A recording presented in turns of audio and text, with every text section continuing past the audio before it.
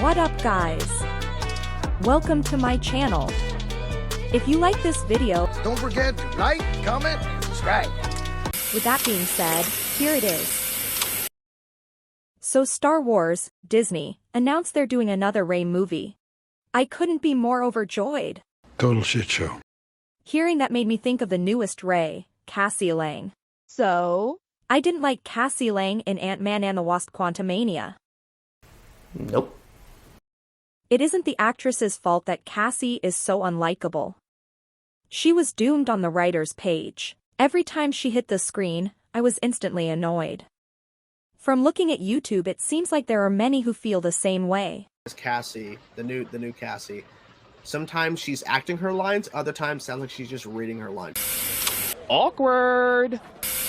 She was not a good character at all. I think that she's every character that we've seen so far. She's kind of this overly smart one, overly sarcastic, a little bit snippy, talks down usually to them. Never mind that we'll probably be seeing her for the next decade and they're investing millions of dollars to bring her to life. We could call her another girl boss, in a crop of recent girl bosses, but I think the reason behind the dislike goes beyond that. There's the fact that she disrespects her dad who came up with the idea for time travel, for example. I can't stop thinking about it. What if we could somehow control the chaos and we could navigate it? What if there was a way that we could enter the quantum realm at a certain point in time, but then exit the quantum realm at another point in time? Like before Thanos. I know how to do it, Dad. So, before I start in on her, I know there are some of you who will say it's not just her, the whole movie was mid. But, there were people who liked Kang and Ant-Man? So, we're gonna have to agree to disagree. Last year they dropped the trailer, and we were all super excited and couldn't wait to see it. Sucker. Peyton Reed describes Cassie as being an idealist who has her own ideas on what needs to be done in the world. I think Cassie is a male fantasy of what a girl would be like at 19, pretty, whiny, spoiled, lacking empathy and nuance, privileged, and passive-aggressive. Pick me. Choose me. In other words, she's not like other girls. AKA a guy's girl. You see, a girl boss is a female character written by males who have no idea what it means to be female or to possess femininity. Therefore, they can only write their female characters possessing traditionally male traits. They removed all of Cassie's human qualities, except her physicality, and replaced them with characteristics typically found in white male leads from TV and movies. So, close your eyes, and imagine a boy named Jeff. He's 14 and has never been on a date or really talked to a girl his age. So you ask him to write about being a girl.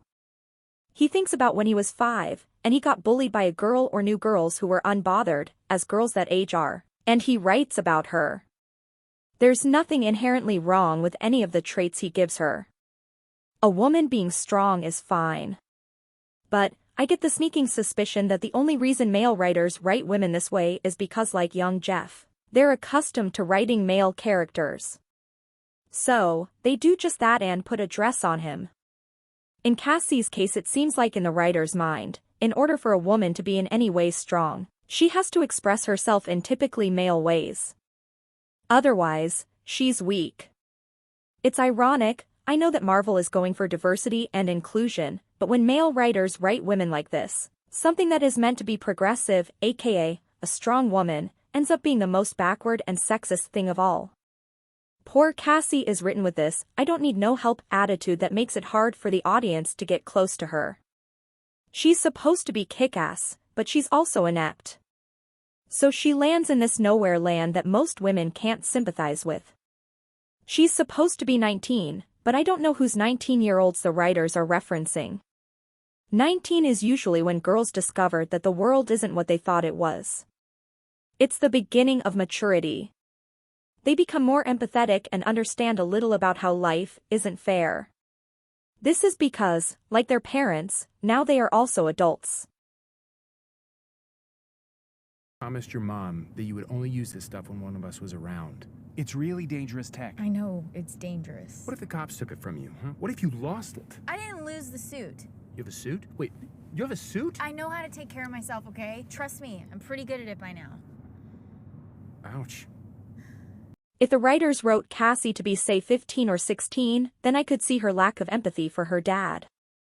But, as it is, she's a brat.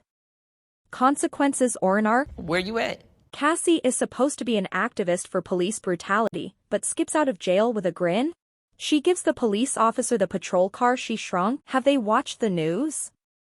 Have they seen what happens to people who protest in America? The sad part about this is that Marvel pioneered the flawed female superhero. One good example of that is Wanda Maximoff. Let's take WandaVision. It's an examination of the grieving process and letting go.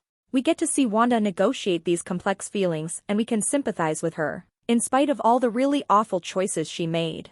The writers didn't strip Wanda of her soft qualities in order for her to assert her power. They built upon them. It makes her grief uniquely her own, but relatable. It's not surprising that 2 of the writers on WandaVision were women. See? The problem isn't that Cassie made mistakes, the problem is that she never paid for them. She has no consequences at all. Even though the entire film is a series of blunders by her, she gets away without a scratch. She's framed as great. The police car? Great. Getting her family sucked into the QR? Great. Putting the indigenous people on Kang's radar? Great. Getting some captured and some killed? Great.